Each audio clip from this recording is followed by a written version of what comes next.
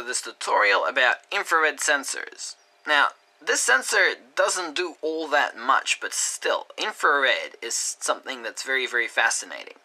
It's essentially light, just like the visible light that you see and move around with, except it has two interesting properties. One, infrared is invisible to you. The cones in our eyes, our sensors, our human sensors, cannot see infrared. And two, infrared carries heat. So when you go out in the sun and you feel hot and you feel, the sun burning your skin, what's actually happening is that the infrared portion of sun's rays are vibrating the molecules in your skin, and that vibration of that molecules is what heat is. So infrared is how electromagnetism transmits what we call heat. And in this sensor right there, that bulb is an infrared LED. So it works just like any other LED, except it transmits infrared. And when the sensor is on, you're going to see nothing. It's going to look the same as if it's off.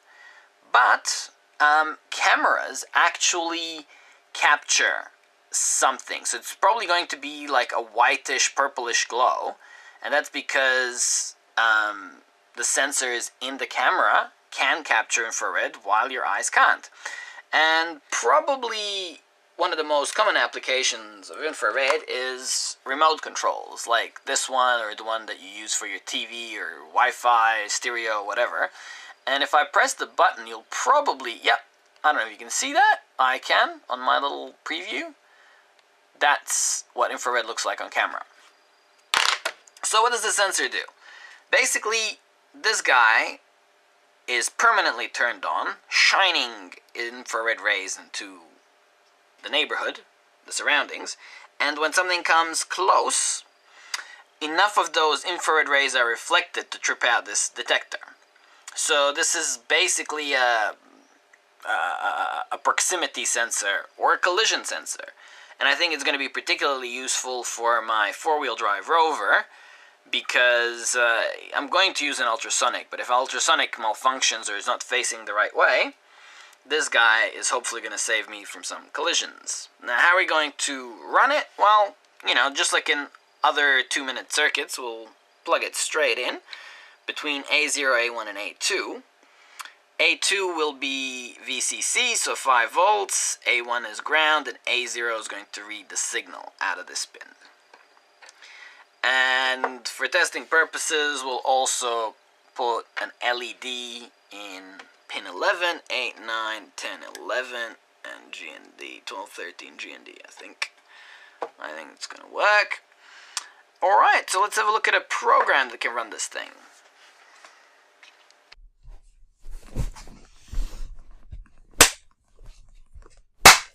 Alright, program right here. As I said a second ago, pins A0, A1, and A2 are A1 and A2 are powering it, and A0 is our input. So we'll be reading pin A0 to find out what the sensor is saying. We have our LED, which is in pin 11, and right here we turn the sensor on with A1 and A2.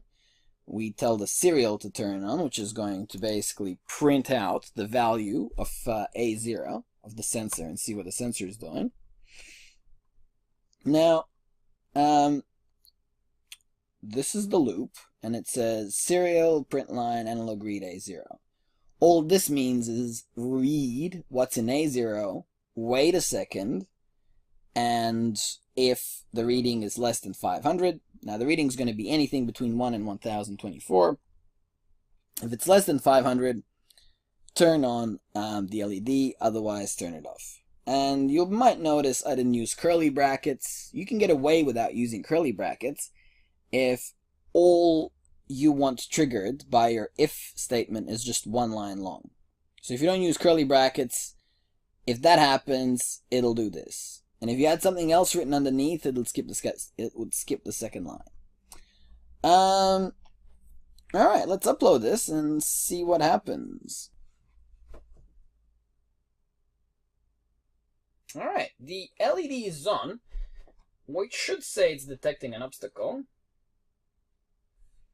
And I think it should be off. Well, maybe it's the light. Oh, it is the light. So if I block out the light, it's off. So I'll turn off one of the lamps. So now if I put my hand in front of it, it's going to turn on. Because of that 1 second delay, it's not doing it instantly.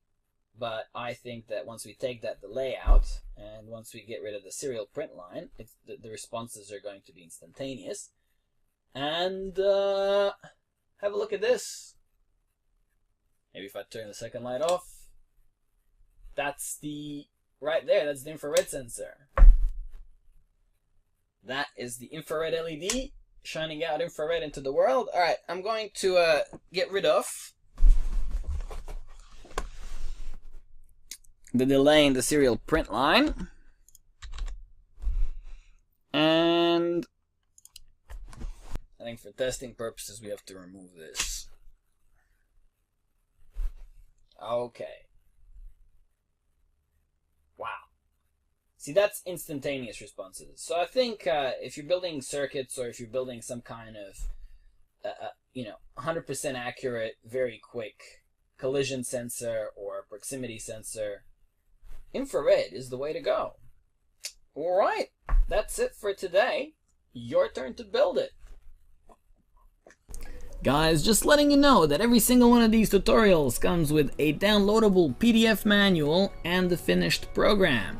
The PDF manual usually contains more information about the program and step-by-step instructions that are illustrated on how to build a circuit. And the downloadable program will be sure to save you some time. So hop on over to robotics.com.au.